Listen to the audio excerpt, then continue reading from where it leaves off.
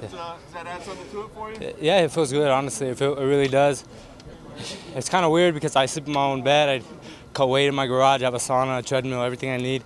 I'm so used to being in a hotel room, so it's different, but it's just like normal, you know. I'm used to being at my house, driving with my brother everywhere, so it makes it easier. All my meals are cooked at home, so I can't complain. Talk about, you know, when the co-main event got canceled, the title fight, I think it put a lot more attention on your fight. Yeah. Did you take it that way? What was your thoughts when you kind of got pumped up, so to speak? To be honest with you, I was really excited. I said, wow. I really had to sit down and say, man, I'm on a co-main event with Fedor and Bader. Obviously, it's a big event. A lot of people are watching around the world.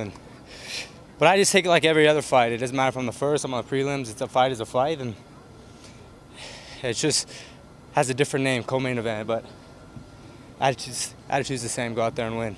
I feel like every time we talk to you, we ask, is this the breakout moment? You know, everybody does it. You get higher stakes, bigger moment. Do you feel like this is the moment you break into mainstream, that you announce yourself as a legit contender? Yeah, absolutely. I like to have that pressure on me every fight. It just brings this different type of urgency, different type of focus. That's why I'm so adamant about fighting tough guys, is because when you fight tough guys, waking up in the morning is a lot more energy, more inclined to do something. You fight a guy that's 1-3, same amount of fights. I mean, I don't have the same enthusiasm. Even if I'm getting, I'd rather get paid less money to fight a tougher guy, because it's just like, that's just my mindset right now. I'm not worried about anything other than being the best. But back to your question, yeah, absolutely. I feel I get through this fight, I feel I'm in a position to be the youngest world champion in history, 22 years old. With that coming along, being the youngest champion, you've seen what happens to other young champions like John Jones. They go through a lot of trouble. How do you avoid that? Yeah, that's a good question. I haven't been in that position, but I can tell you one thing. My family will keep me in check. It's a lot of pressure, but I know that it needs to change. I mean, I think I can be that guy to show a good example of what a young champion is about. I have everything in order. I have my training in order. I have my life. I've got, you know, nothing is figured out, but I've got a pretty good understanding of what I want out of life, and there's only one way to get that, is by going and winning championships. So, but back to your question, I don't know. I can tell you, I could see people say, I won't do that, I won't do this, but I can tell you one thing, that I'd feel embarrassed going home if I was to, that would be front newspaper, Aaron Pico's out doing something that he's not supposed to. I could tell you one thing, that it wouldn't feel good calling my grandparents. It wouldn't feel good going back to my household.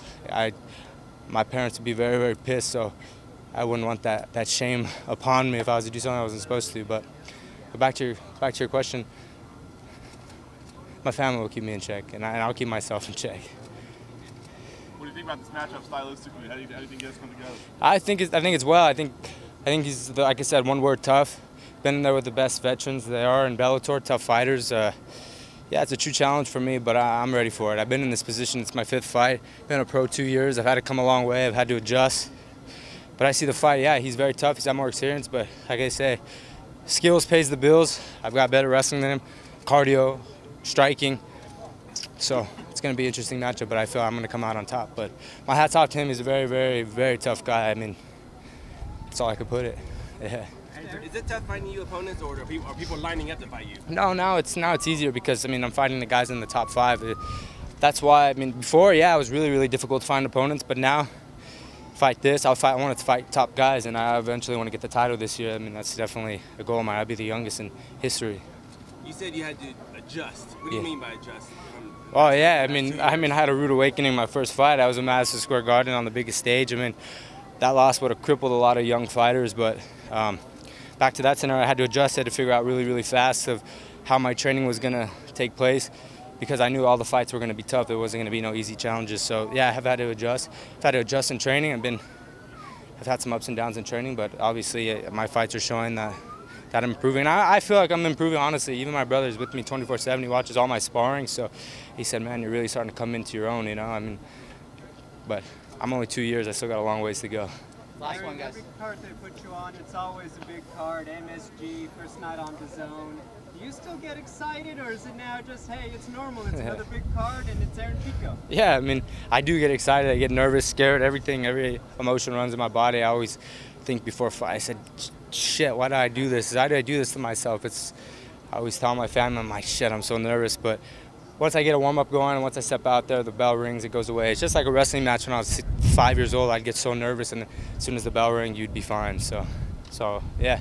But yeah, I'm excited, absolutely. I'm here in LA and feeling ready to go. Now, you obviously got quite a lot of amazing coaches, Freddie Roach, Antonio McKee. We hear about you working with Sam Calavita and at the training lab.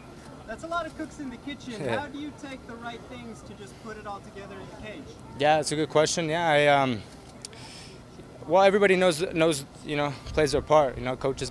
Antonio is my MMA coach. That's what his job is. He's my main coach. Obviously, Freddie does the boxing, and then Coach Cal does the strength and conditioning. One thing about Coach Cal knows that's not what I'm there to do.